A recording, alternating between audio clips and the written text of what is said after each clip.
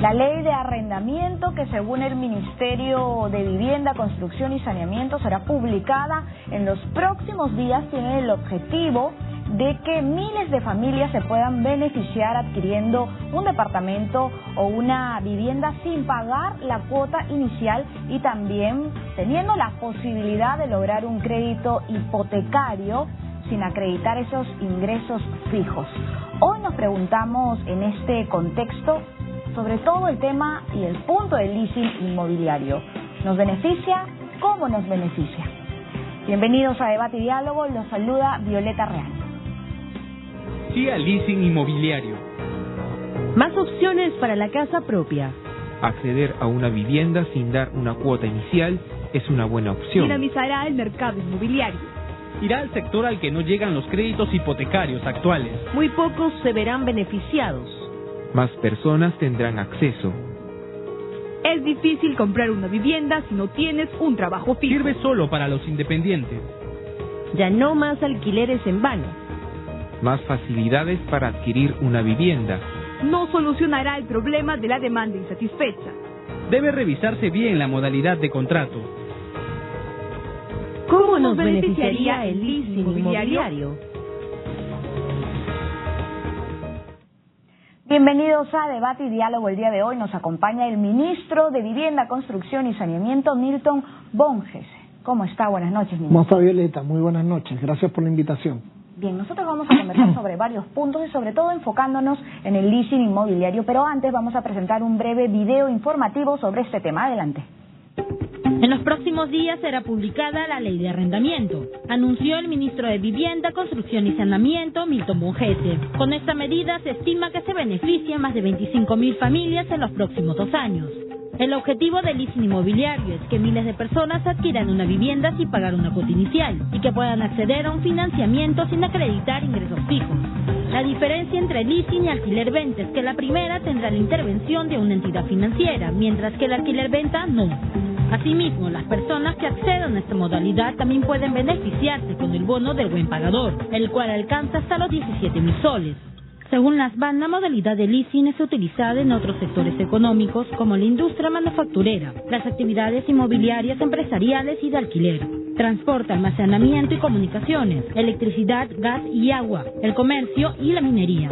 En tanto, esta medida ha sido aplicada en otros países como Estados Unidos, Colombia y Chile, donde han tenido un buen desempeño. Por ejemplo, en Estados Unidos muchas familias compran o renuevan sus casas continuamente con los contratos de alquiler-venta. En Colombia y Chile el leasing para vivienda está vigente hace varios años, logrando que este mecanismo alcance el 15% del total de viviendas vendidas.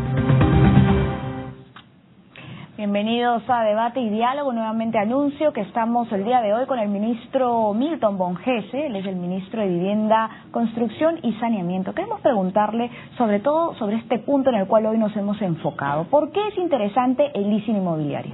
Bueno, en realidad el decreto legislativo que hemos preparado y que ya está a puertas de ser presentado al Consejo de Ministros la próxima semana, es un decreto legislativo que norma los alquileres, el alquiler-venta y el leasing inmobiliario, que son 3 modalidades alternativas a las que existen ahora para poder tener acceso a una vivienda. Estos mecanismos están presentes en otras partes del mundo y contribuyen pues a que la gente pueda tener, como ya dije, un acceso a una vivienda digna, a una vivienda con servicios y a una vivienda segura en el ámbito de la formalidad.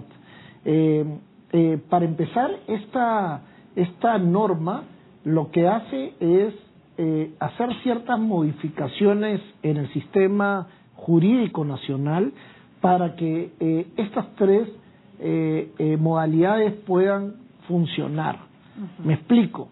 Hoy día el Perú, el mercado de alquiler es muy pequeñito. Apenas 7% de los hogares viven en una casa alquilada. Y esto no es porque no se necesita el mercado de alquiler, sino porque las condiciones legales del país no permiten que se profundice este mercado. ¿A qué me refiero? Hoy día, si yo doy en alquiler mi casa, la probabilidad de que el inquilino, una vez que haga posesión de la casa, me deje de pagar y no se vaya, es muy alta. Por lo tanto, la gente no construye para alquilar.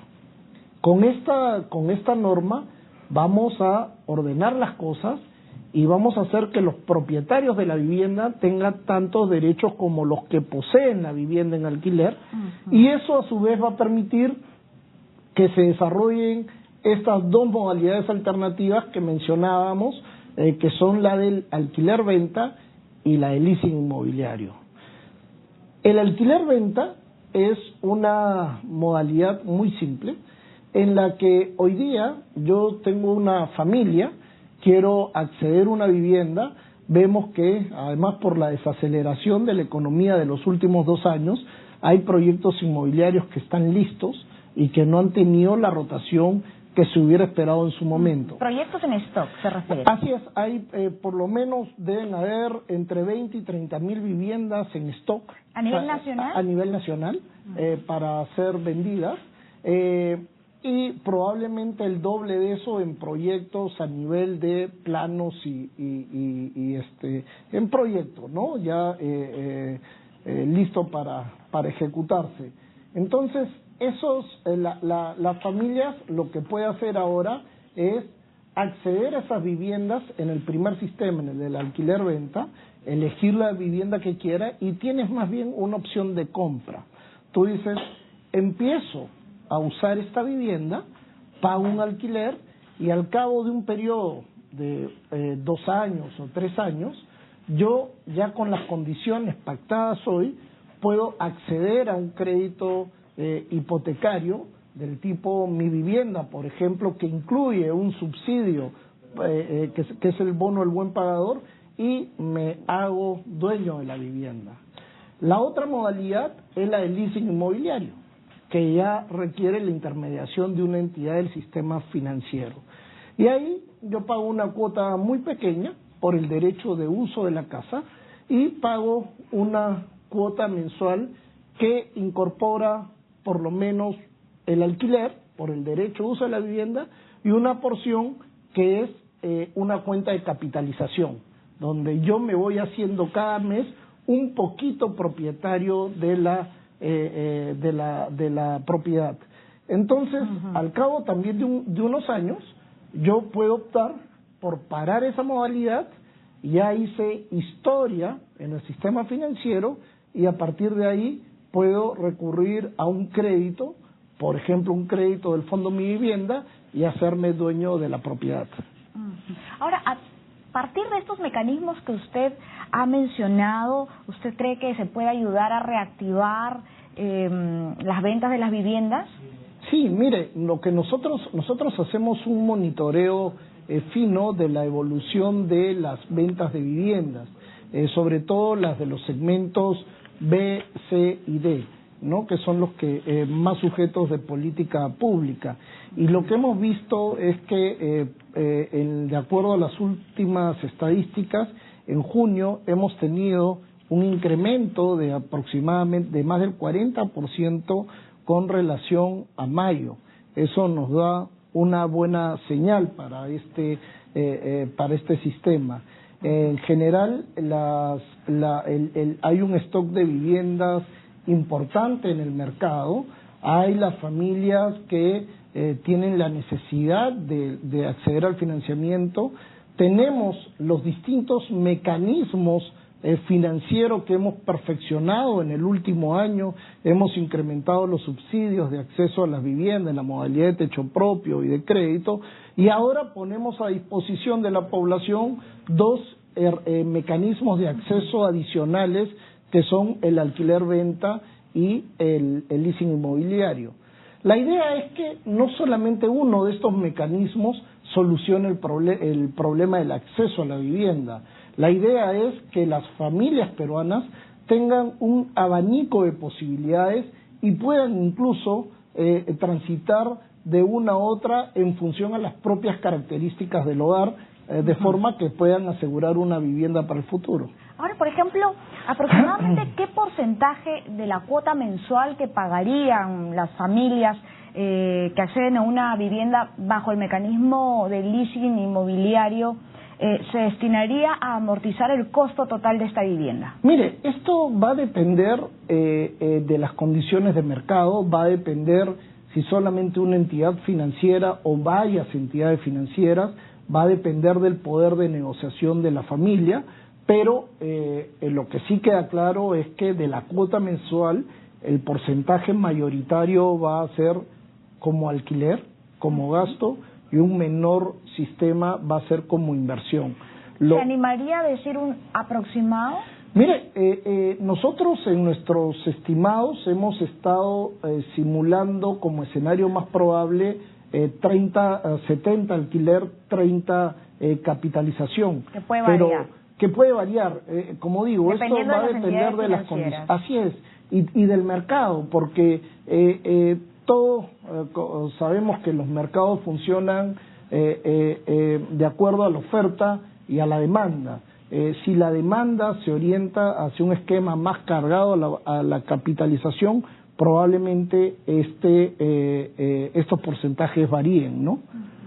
Ahora, ¿cuál sería este crecimiento estimado o el impacto, ¿no?, de estos mecanismos que estamos hablando el día de hoy al poner en marcha, sobre todo el leasing inmobiliario, el alquiler-venta? ¿Cuál usted considera que podría ser el crecimiento estimado del sector al cierre de este año? Mire,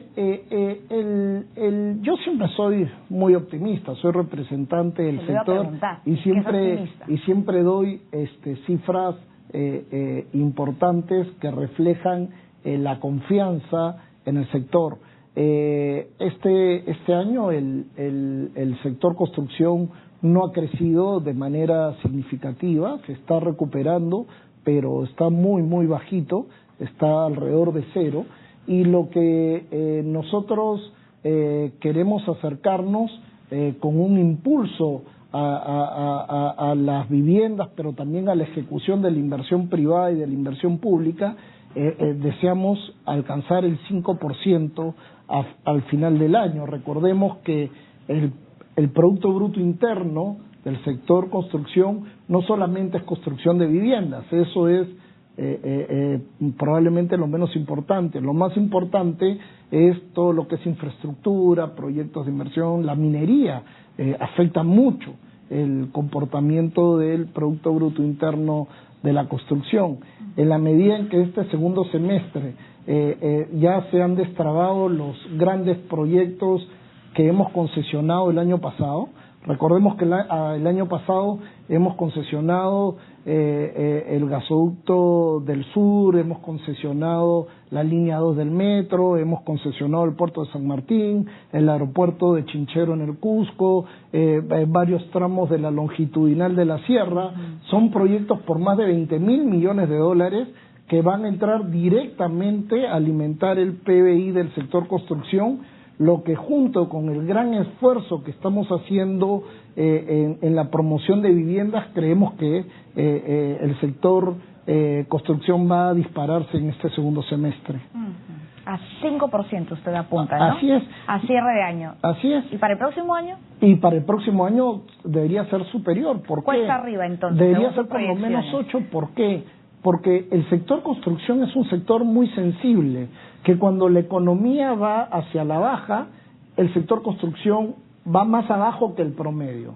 Pero cuando va al alza, el sector construcción va por encima que el promedio. Eso nos hace ser bastante optimistas respecto a la evolución del sector para el próximo año. Bien, con este optimismo nos vamos a una pausa, pero luego regresamos para seguir hablando sobre estos temas y otras reflexiones más. Pausa y regresamos con Debate y Diálogo.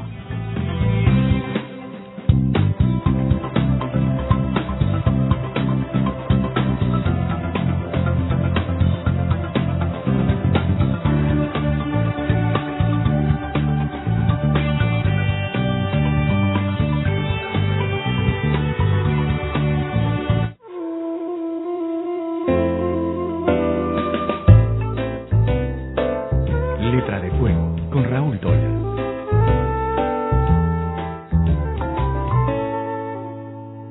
¿Qué tal? ¿Cómo está? Bienvenido a Letra de Fuego. Pedro José Llosa es uno de los finalistas del Premio COPE, que como todos los años entrega Petroperú. Su relato, una fotografía, apenas se encuentra incluido en el resumen de todos los relatos llamado Patrimonio. Hola, ¿qué tal? Mi nombre es Pedro Llosa Vélez, soy escritor de cuentos. En el Perú, una de las entidades que más promociona la publicación de cuentos es Petroperú, que cada 2 años hace un concurso nacional para cuentistas y luego publica un libro con los ganadores y finalistas de ese concurso. Un cuento mío, llamado Unas fotografías apenas, está incluido en este libro que lleva por nombre Patrimonio, que es el cuento ganador del COPE 2014 del escritor Johan Page. Mi cuento, que está entre los 3 ganadores, Unas fotografías apenas, es un cuento largo, casi, ¿no?, en el formato del COPE son más de 40 páginas, o sea que es casi una pequeña novelita, que trata de explorar, si pudiéramos resumirlo en una sola línea, básicamente cómo hace el individuo para vivir con sus transgresiones, para vivir con todo aquello que quiere y no puede o no debe. Es un hombre que encuentra unas fotografías en un momento dado de su mujer con un antiguo amante y entonces se ve inicialmente desencajado, por supuesto los celos lo desarman en un inicio, pero luego considera que no tendría por qué, ¿no?, que no habría razón, que pertenece a otro tiempo, y entonces comienza a tratar de encarar este problema. Y al mismo tiempo es un profesor de teoría política, que se siente atraído por una alumna, que es otra transgresión que va paralela, ¿no?, al mismo contenido de su curso, cómo vivimos los seres humanos entre nosotros, cómo, qué es la teoría política, ¿no?, cómo nos ordenamos para no matarnos mutuamente. Entonces, digamos, este cuento trata de comparar esas dos o cruzar esas dos historias en cómo llevas a tu vida lo que en teoría ¿no?, sabes que es lo que debes hacer. Y en fin, los invito a leerlos, a leer el cuento y por supuesto a leer el de los otros 2 ganadores y los 8 finalistas, ¿no?, que integran este volumen.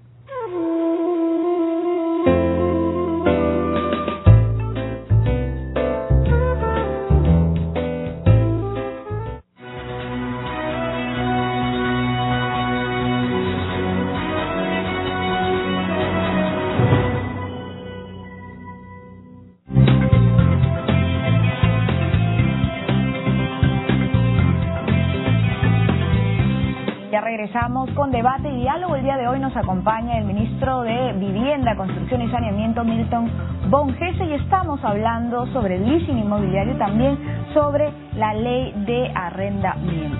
Ministro, comentábamos en la pausa no solamente temas de leasing inmobiliario y por qué es interesante, sino que el alquiler, usted me mencionaba que da mucha flexibilidad en el mercado laboral, ¿no? ¿Por qué? Sí, mire, en la medida en que los países están más integrados a un mundo dinámico, es común que una persona a lo largo de su vida migre varias veces de trabajo. Ya no es como en la época de mi padre. Yo recuerdo mi padre tuvo prácticamente un trabajo a lo largo de toda su vida. Esas eran las generaciones anteriores.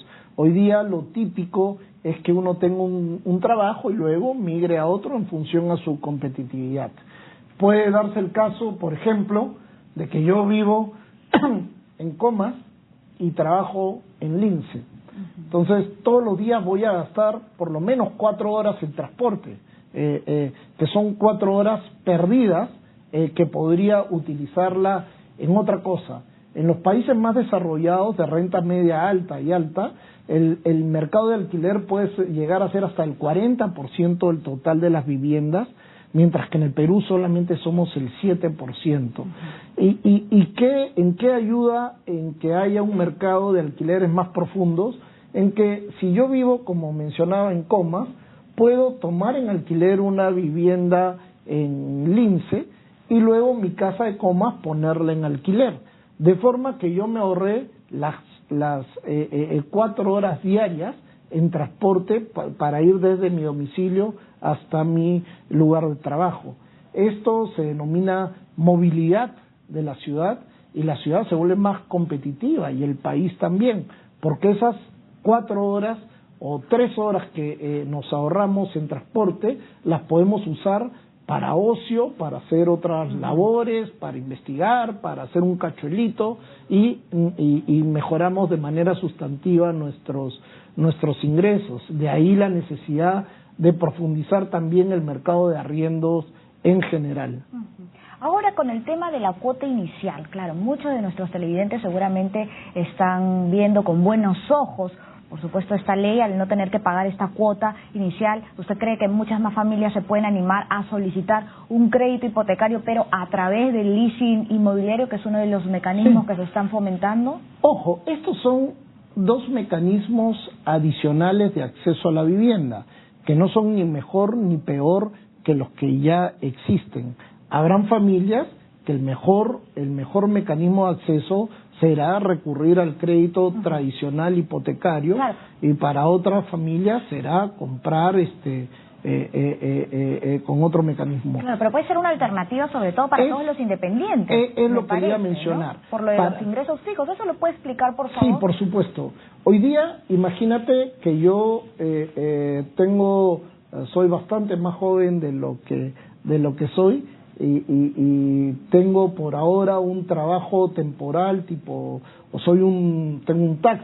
mi taxi, genero tal nivel de ingreso al mes, soy muy disciplinado, mi esposa trabaja también, somos una pareja joven, mi esposa tiene un puesto de comercio informal, entre los dos generamos un ingreso familiar suficiente que nos haría a ser capaces de entrar a una deuda hipotecaria. Pero ¿qué pasa? Voy al banco y me rechazan el crédito porque no tengo cómo acreditar mis ingresos. Con el sistema de alquiler-venta o de leasing inmobiliario, yo tengo un sistema de registro de pago de alquileres, y justamente para que las familias no caigan en la informalidad, el Estado ha decidido exonerar el impuesto general a las ventas a ese pago de alquiler. ¿No? Con mi pago puntual y regular durante el tiempo que sea necesario, 1 año, 2 años o 3 años, yo voy al banco y demuestro que si he podido pagar durante todos estos meses el alquiler puntualmente, entonces soy perfectamente sujeto de un crédito inmobiliario. El gran problema, como digo, es que hoy día esa familia va al sistema financiero y se le niega el crédito. Con el sistema de alquiler-venta, yo al cabo de un tiempo lo que hago es, con mis boletas que pagué mi alquiler, voy, por ejemplo, al fondo de mi vivienda para que me orienten, solicito un crédito hipotecario, y de ahí cambio a la modalidad de crédito convencional. Y los bancos tendrían que apoyar, ¿verdad?, esta medida. Por supuesto, porque les conviene, y porque le conviene a todos, a ambas partes. Pero se evaluaría esa conducta de pago. Así es. No, si una persona no es responsable con sus créditos ni con sus pagos de alquiler, queda fuera del sistema y estará condenada a construir su casita poco a poco, o simplemente a no tener vivienda. Eso sí es claro, ¿no? Tenemos algunos comentarios en las redes sociales. Muchísimas gracias, como siempre, por escribirnos.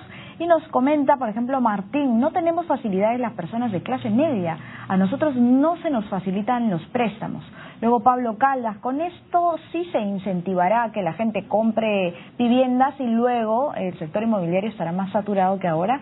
Junior López: qué bueno que se tome esta clase de iniciativas porque se beneficiarán muchas personas.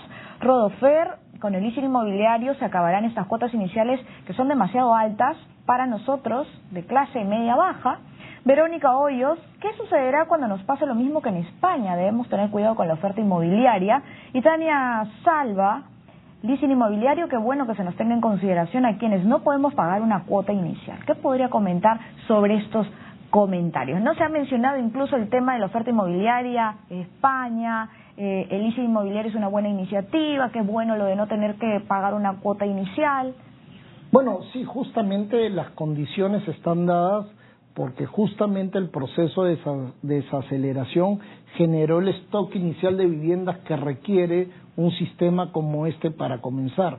Pero sin embargo, para que no pase lo que me pareció fue el comentario de uno de los televidentes, la burbuja inmobiliaria, para que no haya burbuja inmobiliaria, nosotros estamos incentivando también la oferta y la futura construcción de viviendas a través de distintos mecanismos. Pero uno de los mecanismos que hemos tomado a fines del año pasado fue introducir el mecanismo de depreciación acelerada para la construcción de viviendas. Y esto es para que empresas inmobiliarias se vean incentivadas a construir viviendas destinadas a este segmento. ¿Qué quiere decir la depreciación acelerada? Lo que quiere decir, para ponerlo muy simple, es que le permite en el corto plazo, mediante la modalidad de depreciación, tener más liquidez a las empresas que construyan viviendas para este fin familiar. De forma que pueda pasar lo que sí se ha dado en el mercado de oficinas, que el mercado ha reaccionado bastante bien.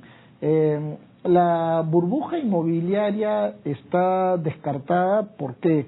Porque a diferencia de los países del norte, donde los mecanismos de segundas, terceras y hasta cuartas hipotecas tuvieron muy baja supervisión, en nuestro sistema eso está muy regulado por la Superintendencia de Banca y Seguro, y lo que sí hay es una presión lógica sobre el precio del suelo en la medida en que vamos a seguir creciendo como país. Eso sí es lógico que el precio del suelo seguirá subiendo, pero que será contrastado con las mejores técnicas de construcción que también abaratan la construcción de viviendas. ¿Regresaremos a un boom inmobiliario? Yo creo que sí, yo creo que el próximo año van a estar todas las condiciones dadas para un boom inmobiliario. Fíjese usted, el año pasado hemos batido todos los récords en el segmento C y D de construcción. El año pasado, como nunca antes en la historia, el Fondo Mi Vivienda financió 45.000 viviendas bajo la modalidad de techo propio y 10.000 bajo la modalidad de crédito, sobre todo el nuevo crédito Mi Vivienda. Esto significa que 55.000 familias peruanas han tenido acceso a una vivienda nueva gracias a los mecanismos de promoción que da el Estado y con algún nivel de subsidio. Este año ha empezado con buenas noticias. Por ejemplo, el bono del buen pagador ya no se paga al final del crédito, sino que se paga al principio, lo que te permite también bajar la cuota inicial y endeudarte menos. Y estos mecanismos, si tú comparas con la evolución del mercado de viviendas sociales hacia los años anteriores, en los años más bollantes, esto apenas superaba las 30.000 unidades y el año pasado hemos hecho 55.000.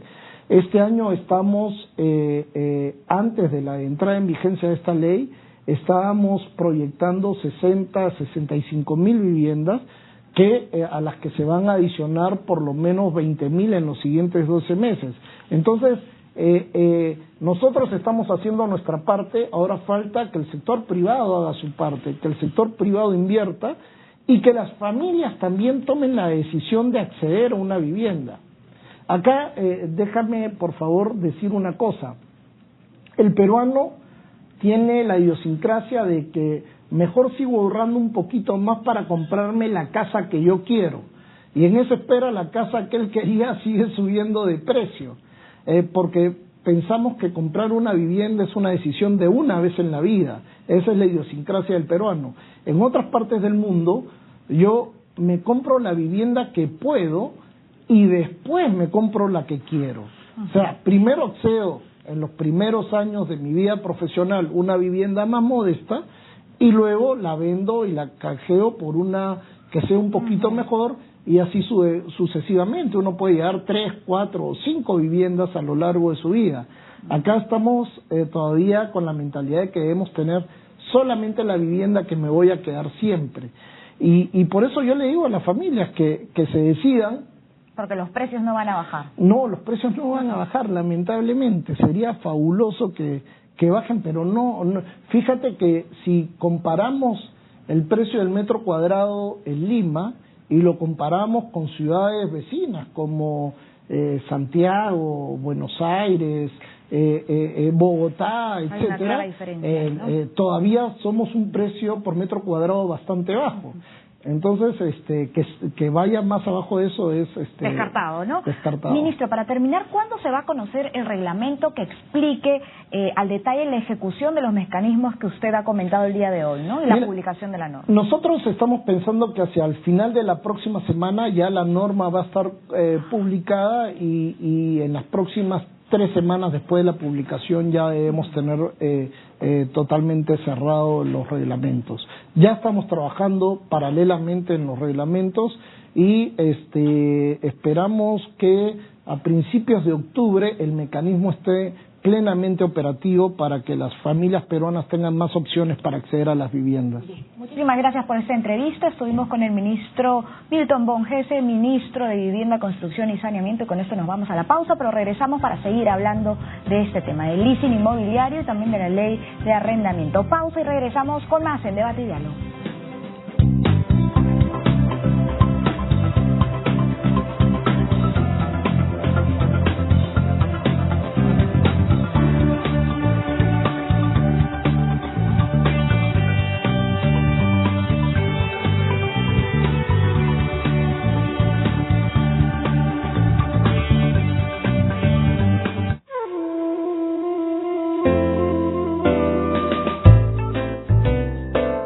Letra de Fuego, con Raúl Tola.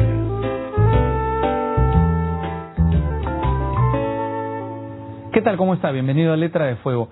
Selmira Aguilar fue conocida como presentadora de televisión y durante muchos años se ha dedicado al estudio de nuestras raíces afroperuanas. Como resultado es una trilogía que nos presenta a continuación. El primer libro que escribí fue Mujer Negra, Esclava y Resistencia. Este libro para mí es un regalo del universo, porque ya más de 7,000 jóvenes lo han tenido o lo han disfrutado como el plan lector.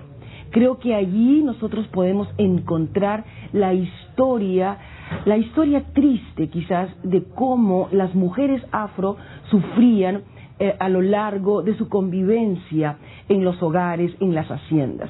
Nuestro segundo libro fue Historia de 4 negras bellas, que nos presenta la historia de 4 mujeres en el suburbio o en el distrito de La Victoria.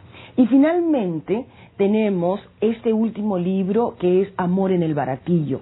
Y este libro, esto lo escribí yo precisamente para escribir una historia que tenga que ver con ese ancestral distrito que es el Rima. También para darle la contra a Matalaché de López Albújar, donde el protagonista muere en una tina de jabón. En cambio, en Amor en el Baratillo, el personaje, este negro precioso que se enamora de la hija o de la sobrina de uno de los hacendados, termina pues siendo uno de los grandes líderes del movimiento afro que se desarrolla en el norte del Perú. Creo que el haberme permitido escribir estos libros y ahora el último que va a ser publicado por el Ministerio de Educación, que es Mi Pequeño Príncipe Matoto Macali, que habla de un pequeño príncipe que también fue esclavizado y que llegó a nuestras tierras. Creo que es interesante leer desde la otra perspectiva, desde un libro escrito por uno de los, diríamos, de los personajes, en este caso de ser una mujer afro, con las vivencias de haber sido criada en un hogar afro, y eso le aporta al libro diríamos, un significado de ganancia, porque es del lado que nosotros, los afros, podemos conocer.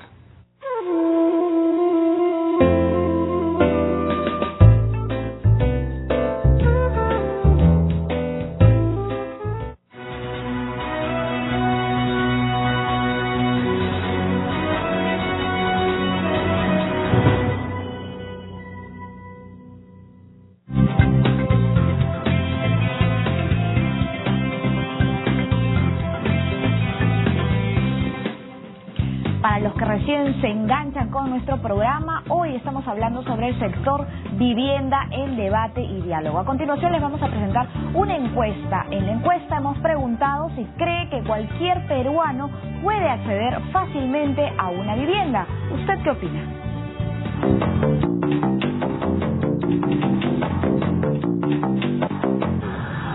Sí hay facilidades, pero hay que aclarar de que especialmente para la clase media alta, porque si hablamos de gente de recursos mínimos es un poco más difícil. Mire, lo primero que tienen que liberalizar los precios, los créditos. Aquí hasta determinada edad te dan crédito. Pasada esa edad... Por supuesto.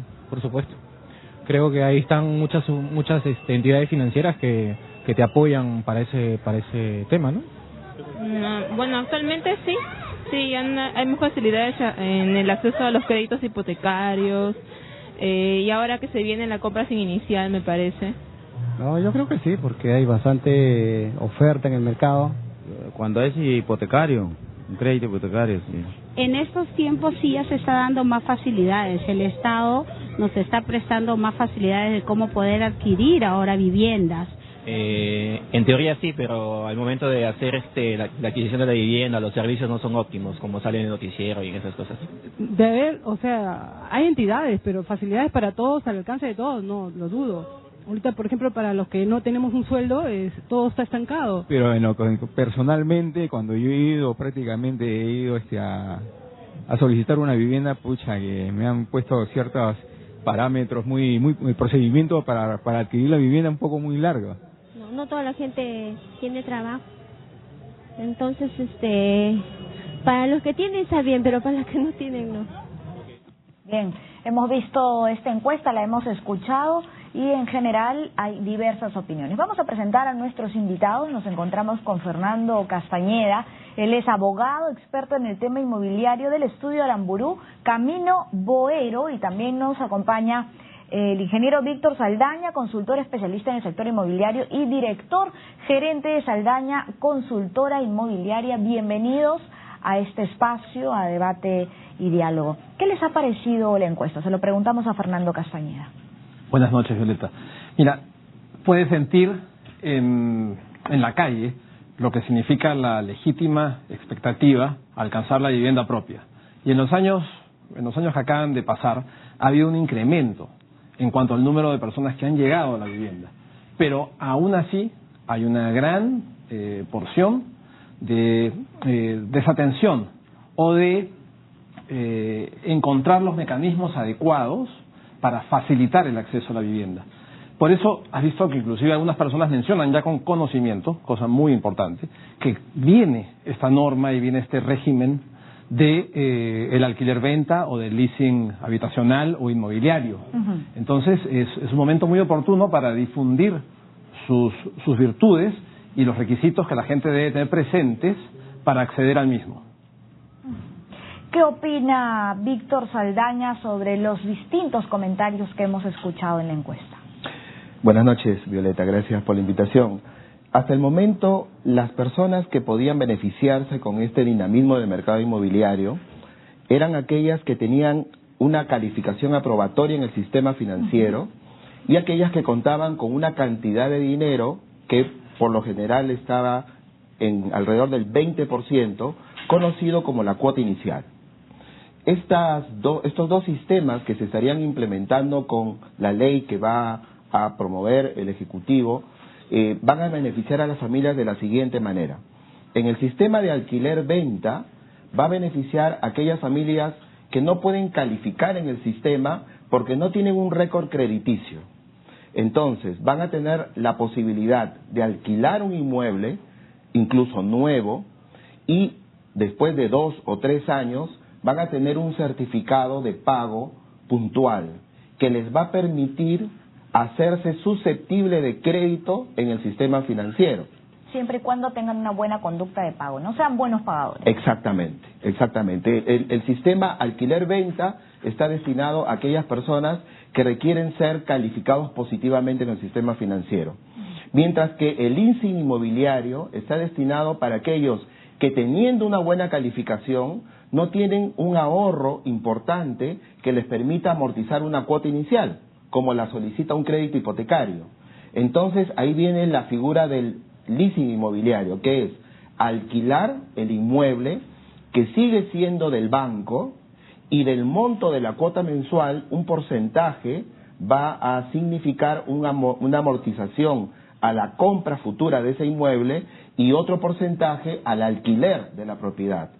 Cuando el acumulado de ese monto que se va guardando mes a mes tenga un equivalente a lo que sería la cuota inicial, entonces termina el primer financiamiento del proceso de compraventa total, que se llama leasing inmobiliario, y ya este cliente estaría en condiciones de acceder al fondo Mi Vivienda, ya tiene su cuota inicial y poder comprar el inmueble finalmente, ¿no? Ahora que usted ha explicado estos dos mecanismos, el de alquiler-venta y también el de leasing inmobiliario, ¿cree usted, Fernando Castañeda, que son mecanismos importantes que pueden beneficiar a los peruanos? Porque hemos escuchado en la encuesta, bueno, que algunos han dicho que en realidad no tenemos un sueldo fijo, está fuera de nuestro alcance poder ser propietarios de una vivienda.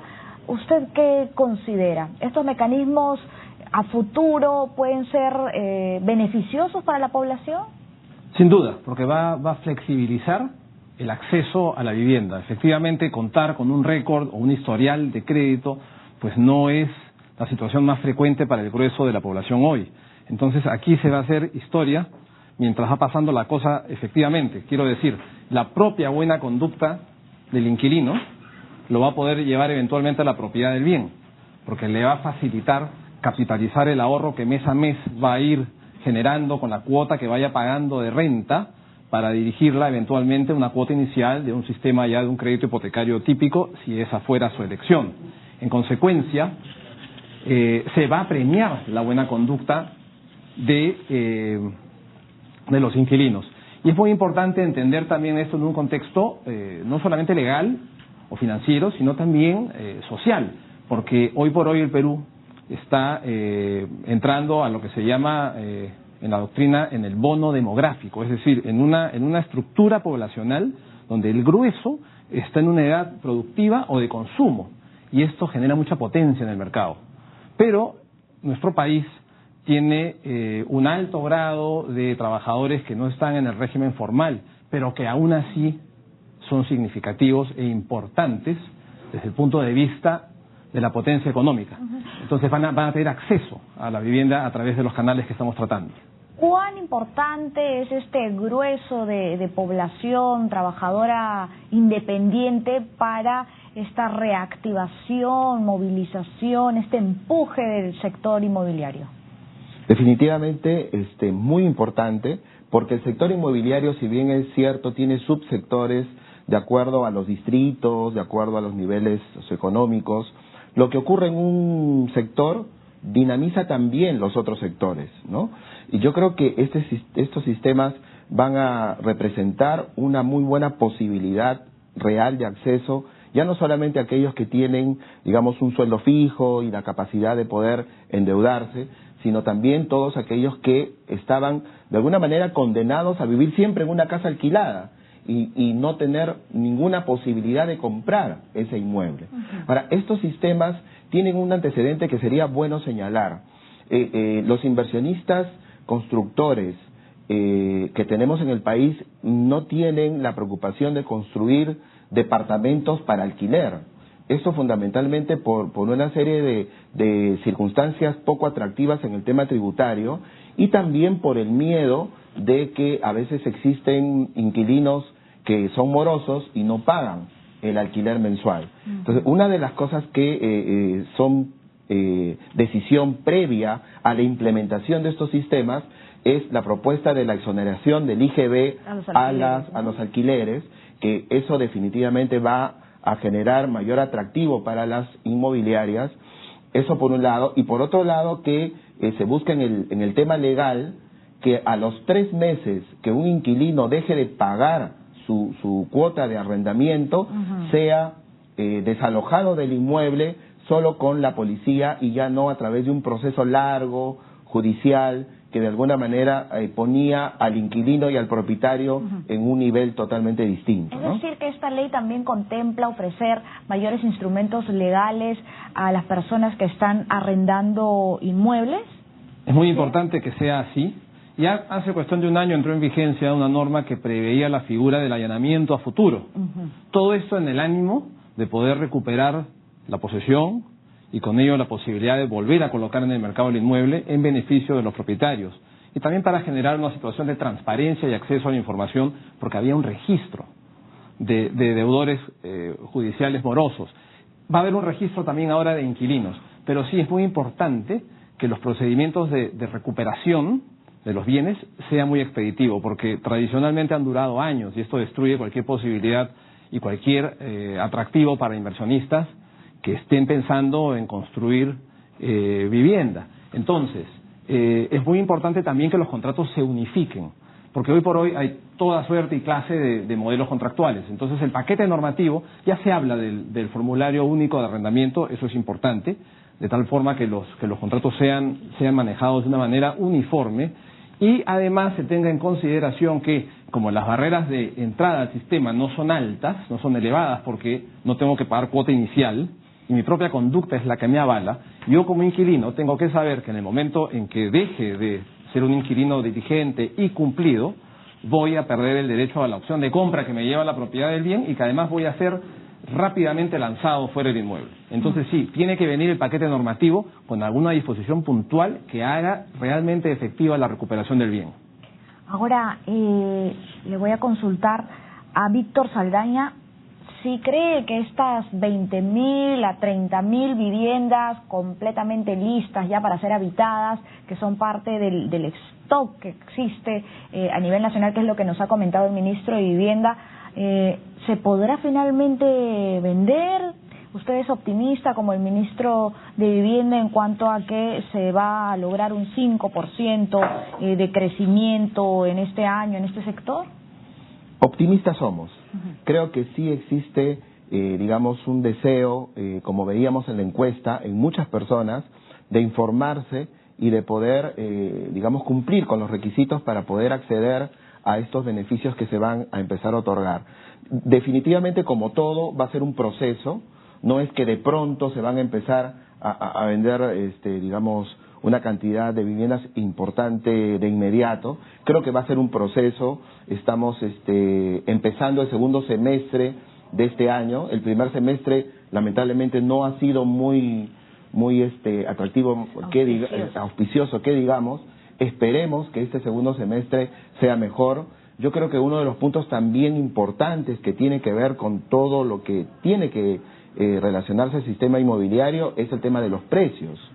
Cuando hemos tenido en los últimos años una elevación de los precios, producto de un buen marco macroeconómico en nuestro país, producto de un desarrollo de proyectos inmobiliarios y una inversión importante en este sector, los precios empezaron a subir, digamos, consistentemente.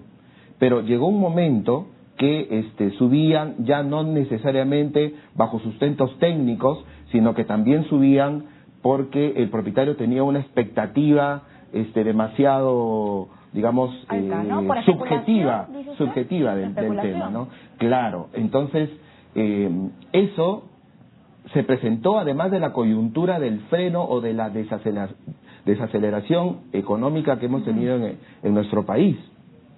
Eso ha hecho que la demanda se frene en el año 2014 y que se esté reactivando en este momento. Yo creo que esto es una cadena. Para que un desarrollador inmobiliario pueda desarrollar un proyecto, es necesario contar con la materia prima, que es un terreno. Ahora existen escasez de terrenos en Lima. Hay muchas casas que, por su antigüedad, son puestas a la venta para que allí, de acuerdo a los parámetros que tenga su ubicación, se pueda desarrollar un proyecto.